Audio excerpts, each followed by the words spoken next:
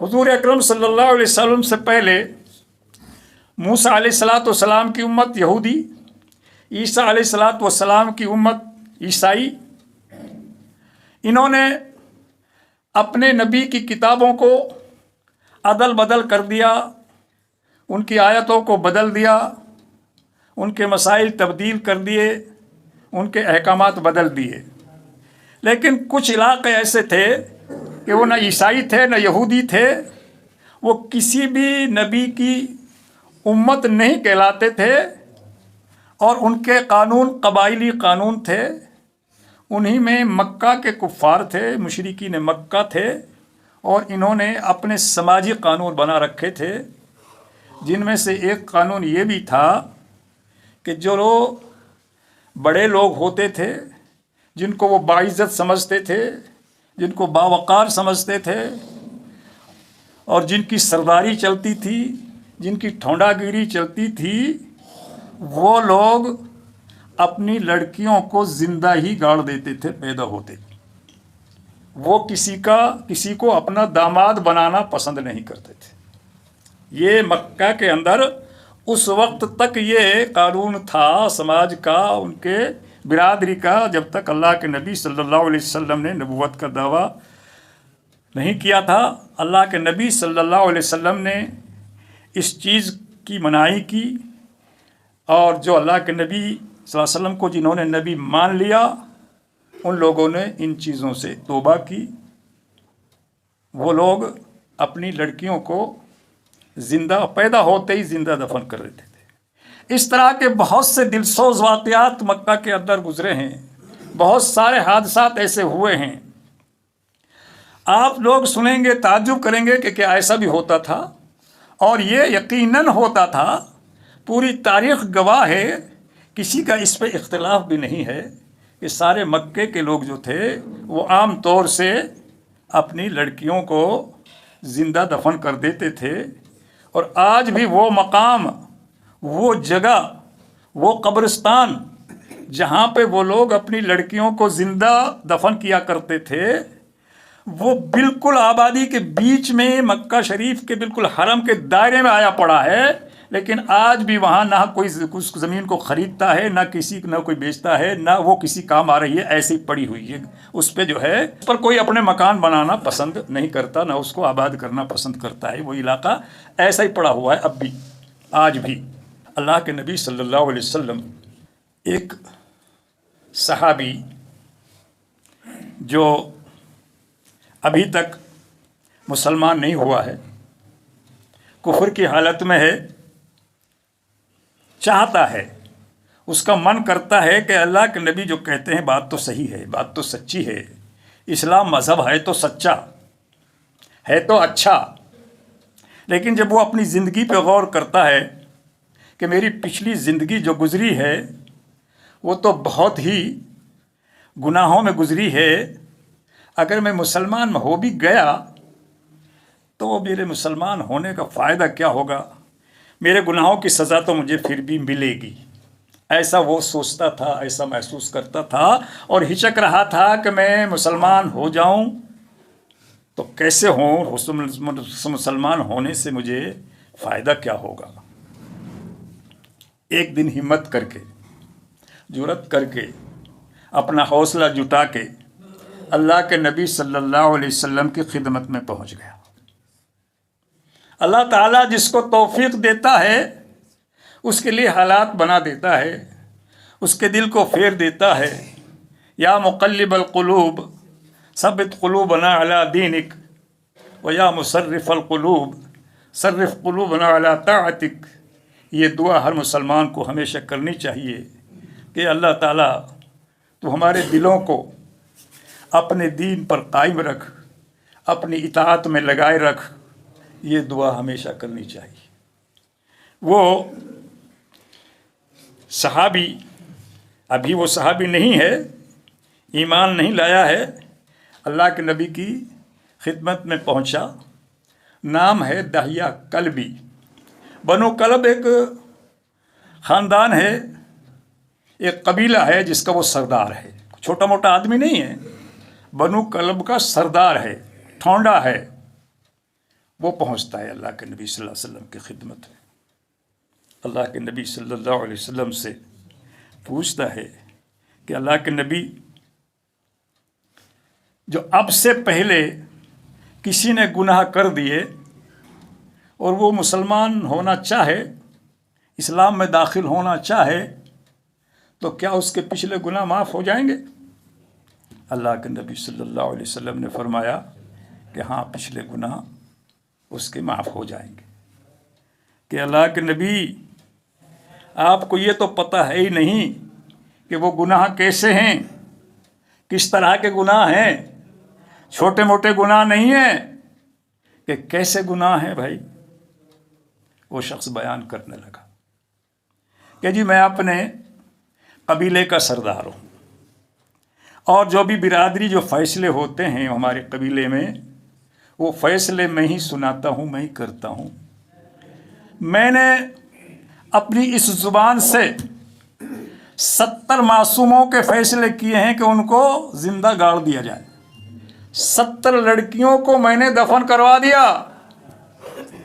70 لڑکیوں کو میں نے زندہ زمین میں گڑوایا ہے. کوئی میں چھوٹا موٹا گنہگار نہیں ہوں. اللہ کے نبی نے فرمایا کہ دہیا، اللہ معاف کرے گا.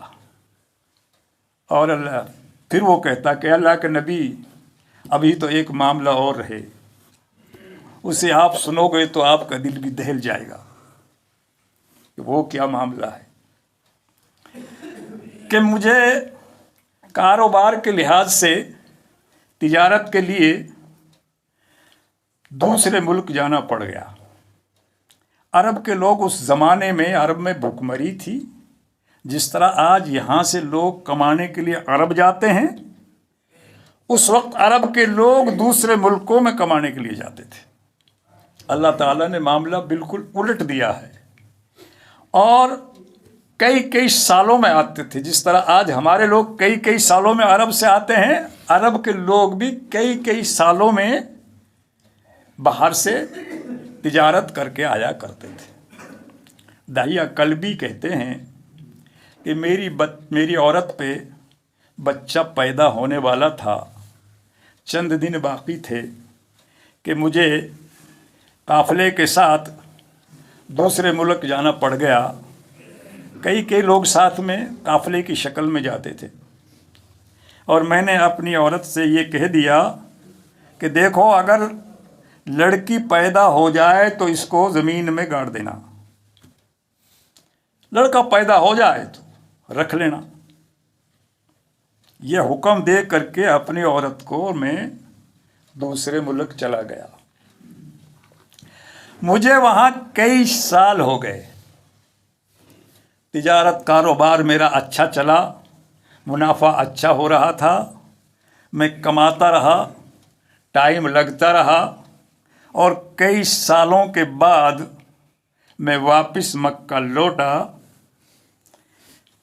تو میں جب گھر میں آیا تو میں نے دیکھا کہ ایک بڑی ساری لڑکی گھر میں گھومتی پھر رہی ہے. بڑی پیاری سی، بڑی خوبصورت بچی گھر میں کھیلتی پھر رہی ہے. میں نے اپنی بیوی سے پوچھا کہ یہ کون ہے؟ اب بیوی بیچاری اس بات کو کہاں تک چھپاتی، اور چھپاتی بھی تو کیسے چھپاتی؟ آخر تو بات تو اجاگر ہونی تھی. بیوی نے ہمت کی کہ اب تو یہ لڑکی کافی بڑی ہو گئی ہے، اب تو اس کو رحم آئے گا، اب تو اس کو نہیں مارے گا یہ. اس نے کہہ دیا کہ اللہ کے بندے، یہ لڑکی آپ کی ہے، میری تو ہمت نہ ہوئی اس کو دفن کرنے کی، اور میں یہ بڑی ہوتی چلی گئی. اس نے کہا اچھا. اللہ کے نبی صلی اللہ علیہ وسلم داستان سن رہے ہیں، داہیہ کلبی بیان کر رہا ہے.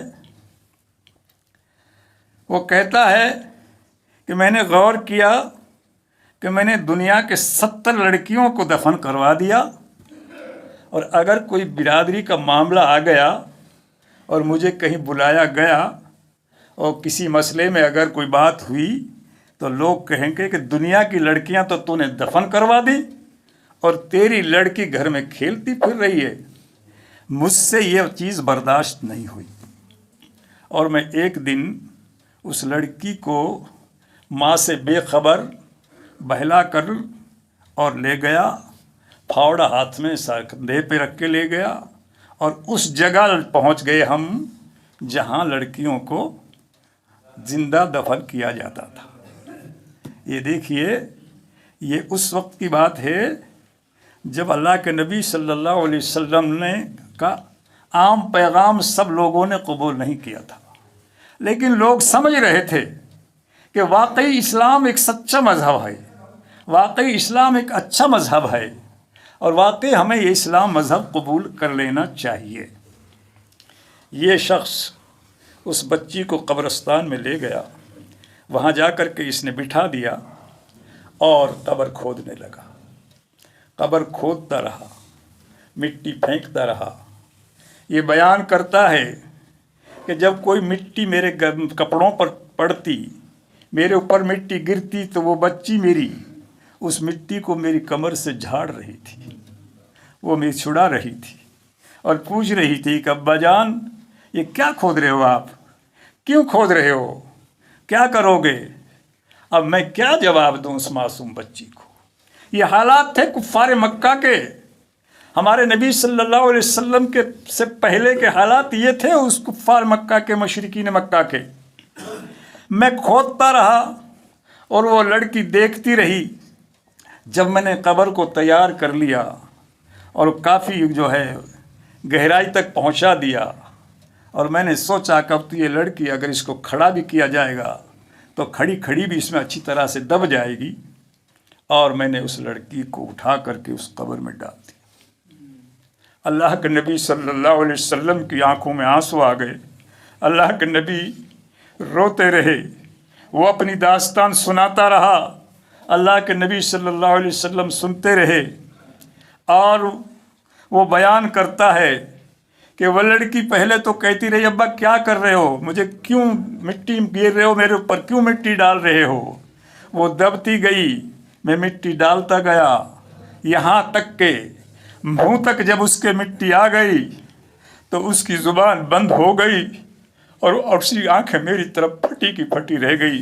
وہ مجھے ایسے دیکھتی رہی اور میں مٹی ڈالتا رہا، یہاں تک کہ اس لڑکی کو میں نے بالکل دفن کر دیا، اتنی مٹی ڈال دی اس کے سر پہ کہ اس کی آواز آنا بند ہو گئی۔ جب اس کی آواز آنا بند ہو گئی تو میں نے اوپر اور مٹی ڈال کر کے اس قبر کو صحیح کر کے اور میں واپس آ گیا۔ اے اللہ کے نبی، میرے تو ایسے ایسے گناہ ہیں، میں اگر مسلمان ہو بھی جاؤں، اگر میں کلمہ پڑھ بھی لوں تو کیا مجھے اللہ تعالیٰ معاف فرما دے گا؟ اللہ کے نبی صلی اللہ علیہ وسلم نے فرمایا کہ اللہ کا فرمان ہے، یا عبادی الذین اسرفوا علی انفسہم۔ اللہ تعالیٰ اپنے بندوں کو فرما رہا ہے، اور کس انداز میں فرما رہا ہے؟ یا عبادی کہہ رہا ہے اللہ تعالیٰ، اے میرے بندو۔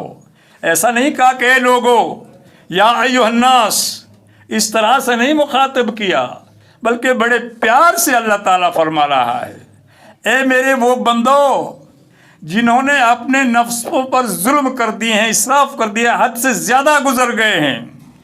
اسلام کے اندر سب سے